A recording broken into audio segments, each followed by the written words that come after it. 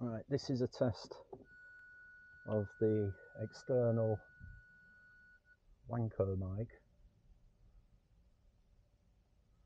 with the One X2,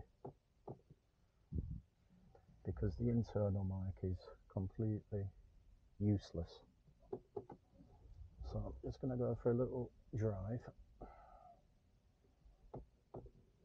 with the rig set up with all the adapters and God knows what else, and then see what the audio is like. Must admit, I'm pretty impressed with how easy it is to edit the files, because I thought it being 5.7K it'd be a right nightmare. So the workflow, as the professionals call it, you don't have to worry anything about capturing. You just set it up, switch it on, and then obviously, because it's a 360-degree camera,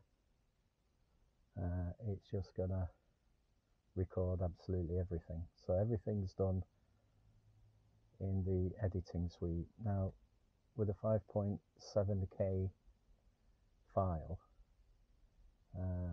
you're looking at very large files compared to HD, but it doesn't quite work that way. So basically what you do is you record your video, and then you do what they call, you manipulate it. Well, I use the iPad, but you can even do it on your phone. And basically what happens is you don't download the file, I don't think. It connects via Wi-Fi or Bluetooth, and then gives you the ability to edit. And then once you've edited it, you export an MP4 file. So my plan is I do the video, and then basically turn it into a linear video. So in other words, that's when the 360 one, it shows like a world kind of view, and then what you do is you pick the shots. What the fuck is this guy doing? I knew he was going to stop. What a complete tosser. There's magic inside, not in the fucking driving seat. That's the cleaner from Step Sensor. Yeah, so basically what the workflow is, you've got your 360 video, and then you choose where you want to point the camera after, because you've got everything. And you do this by inserting what they call keyframes, and then you can select whether it's linear, what the aspect ratio is. You can zoom in and out, or whatever it is that you want to do, and then you get basically your flat video. I mean, you can just export the 360 video as well, but it doesn't look very good. Well, I suppose it does for a few seconds. You can like an intro or something like that. But anyway, for me, I'm only interested in flat video, and the reason I'm using a 360 is because then I can just use one camera, and when I'm talking I can point it at me like I'm doing now, or I can switch it to a side, forward, or whatever else view. So if I'm driving, you capture everything on the camera, and then what you do then is you export it as an MP4 file, and then you can import that into any kind of video editing software, just as you would normally.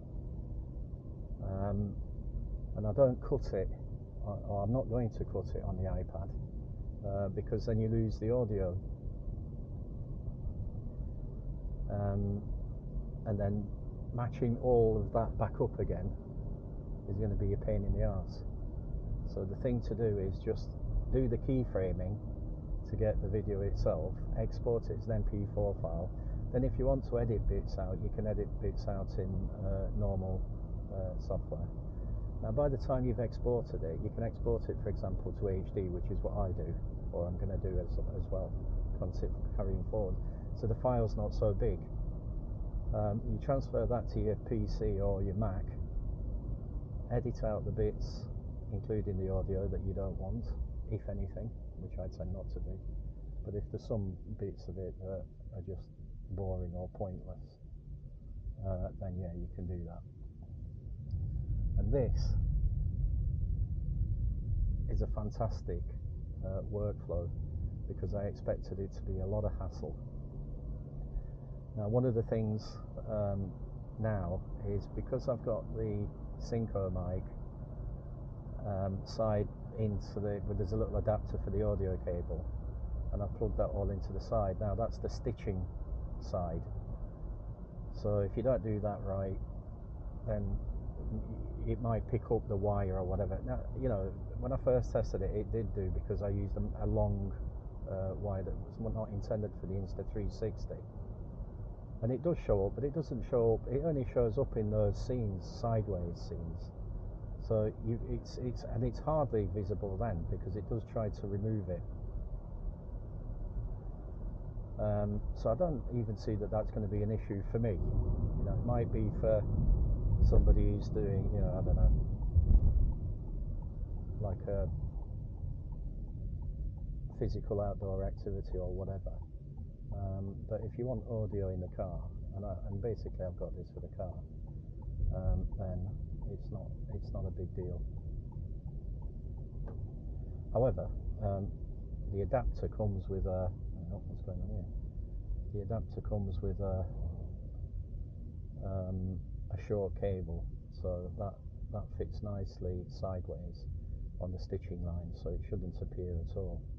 There's a guy here doing about 10 miles an hour.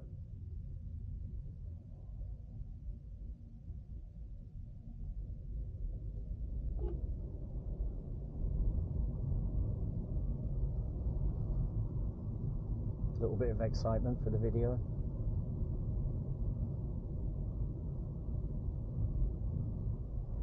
But he was doing about 20 miles an hour, I think, and on a blind bend, and then waving everybody past. And then eventually just stopped. Anyway, so that's a little test.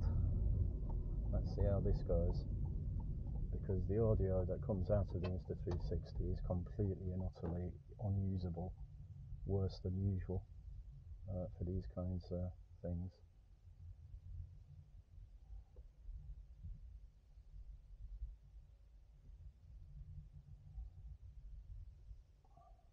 And like I said, the great thing about this is you don't have to frame the shot, you don't have to concern yourself.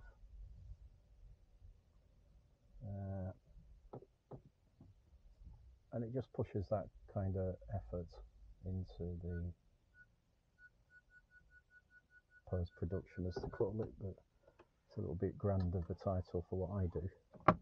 Right, so there we are.